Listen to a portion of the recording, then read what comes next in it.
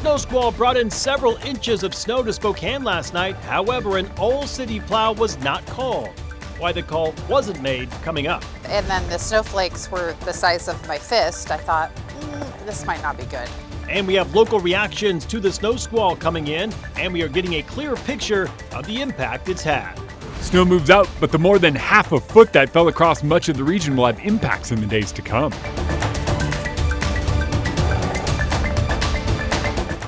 Good evening and thank you for joining us for KREM 2 News at 5 tonight. I'm Mark Hanrahan. We start at this hour with some breaking news. Here is a live look from Portland, Oregon, where police say 2 people were shot in an incident involving federal law enforcement agents this afternoon.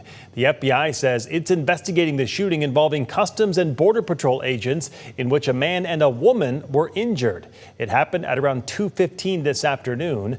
The shooting comes just one day after a U.S. Immigration and Customs Enforcement agent shot and killed a 37-year-old woman in Minneapolis.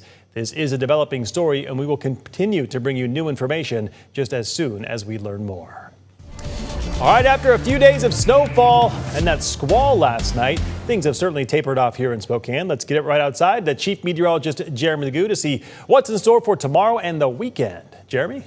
Mark, I think this snow plays a big role in what we wind up seeing for, say, even the next 24 hours. 30 degrees right now, but with that snow on the ground and a wind out of the southwest, feels more like 20. Wind is expected to calm down overnight, and with nothing really going on overhead, it's pretty likely we wake up to a round of patchy fog tomorrow and then see snow develop up in the mountains later in the day. So, patchy fog basically comes from a calmer weather pattern settling in and a bunch of moisture at the ground that's then cooled by some of the snow that sits down low.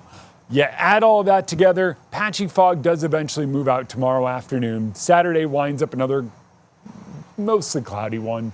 I think we're hard pressed to find some sunshine in this pattern. By Sunday, another round of snow, but that moves up into the mountains and out. Later in the day, that mess tries to move in. Do we wind up seeing it here in Spokane?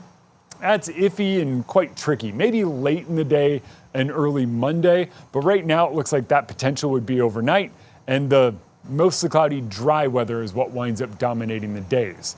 Patchy fog tomorrow morning also comes with a few slick spots with temperatures down below freezing early in the day. All right. By the afternoon, though. Oh, all right. Sorry, Jeremy. We'll check back in with you later in this show. I apologize for cutting you off there. Well, a snow squall swept through eastern Washington yesterday, quickly bringing more than 6 inches of snow at locations all across the region. While that short winter storm caused visibility issues at the time, its effects brought dangerous conditions to the roads. This video out of northwest Spokane shows just how slick the roads were this morning, causing this car to roll over in the video right here. Well, it takes 4 inches or more of snow to trigger a 24/7 full city plow in the city of Spokane. But even though we saw 7 inches in some areas, the city did not activate that full city plow. KREM 2's chief journalist Amanda Broley has more to the story tonight. She is joining us live in the Garland district. Amanda?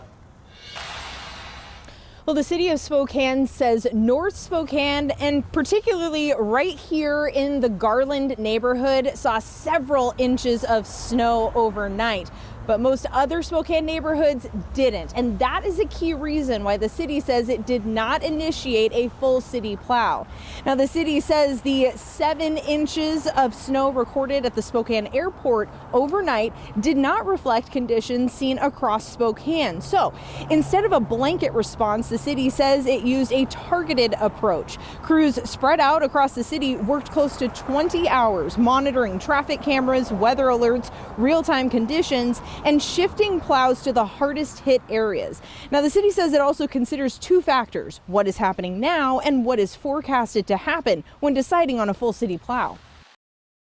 If we feel like we can clear the arterials and we still are going to have measurable snow in those neighborhoods, then we assess and decide when we're going to do that.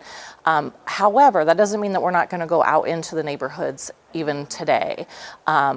We just go into a maintenance plow, which means we go to those neighborhoods that need it the most.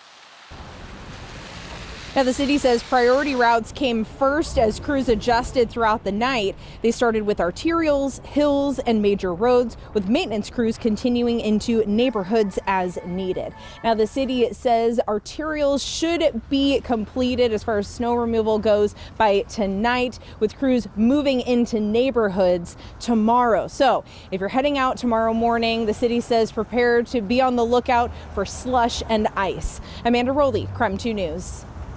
All right, Amanda, thank you. Well, a lot of plows were out there working to clear the roads and highways last night and today. Here are a few reminders to make sure that you are safe. First, give plows plenty of room to work. Avoid tailgating and passing, and watch out for the cloud of snow that follows the plows as they work.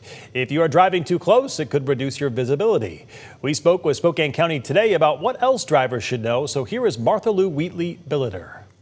We're going to try to help with traction, but it's important that motorists slow down because there's only so much road sand and de-icer can do. If you're traveling too fast, well, nothing's going to stop you except a guardrail.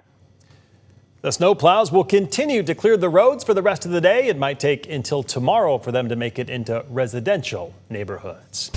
People across the region were caught in last night's snow squall, which made for whiteout conditions at times, and it made driving stressful and dangerous. KREM 2's Christian Garza talked with one woman about her experience in those near whiteout conditions. Today, conversations continued with people all across the inland Northwest after last night's snowstorm. Now, I actually spoke to one Spokane woman who was caught driving inside of the snowstorm, and she says it took her 3 hours to get from Pullman to Spokane because of speed and road closures. As inches of snow descended on the inland Northwest. So I said, I will text you when I get home, and it was 3 hours later.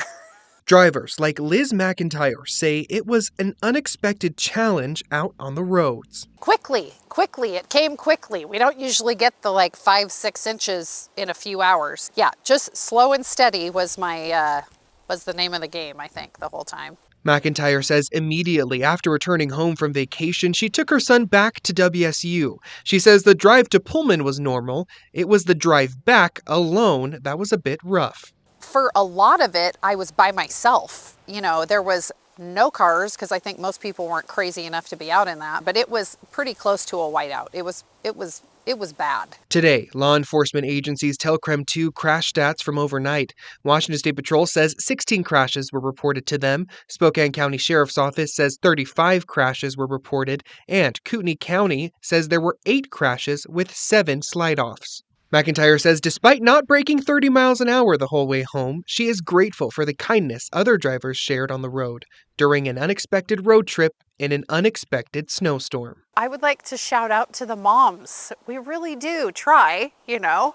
Law enforcement agencies across the board want to remind drivers of the same thing, to drive slow and increase their following distance when winter weather hits the region. Christian Garza, KREM 2 News. All right, stick around. We still have more headlines to cover here on KREM 2 News at 5 tonight. An ICE officer shot and killed a woman in a vehicle in Minneapolis yesterday, prompting protests all over the country. The latest fallout coming up in less than 9 minutes. But first, an independent study is suggesting shortfalls to the area's homelessness response. The solutions they present to local leaders tonight, that story is after the break.